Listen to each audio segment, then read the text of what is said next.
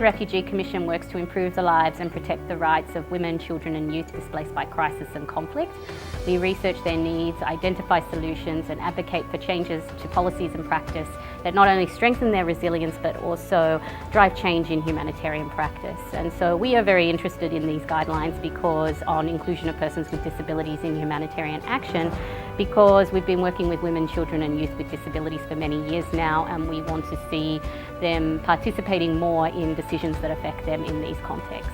During disasters, all women and girls are at risk of gender-based violence, including sexual violence. And what we really hope from these guidelines is that they will help humanitarian actors include people with disabilities more systematically in their sexual and reproductive health and gender-based violence response. Following on from today's consultation on the inclusion of people with disabilities in humanitarian response, it's a fantastic opportunity to have us come together as a group, an inclusive group, to look at how can we ensure these guidelines influence disaster response in the region. I think it is very important because so far, first, the person with disability themselves is not really involved in the humanitarian actions. And the second, even more, the women with disabilities. So this is kind of we've been left behind, especially for women with disability.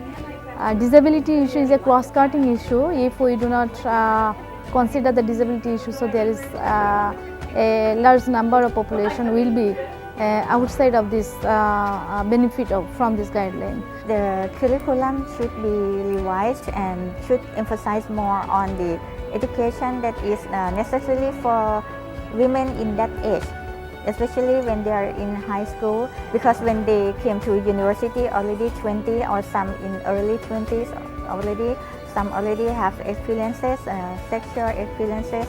We as a person with disability, we never think about that there will be a big disaster and we'll be in a really very vulnerable side. So after that earthquake, we realized that okay, for these disaster risks and preparedness, we have to work on it and we have to think about our future also.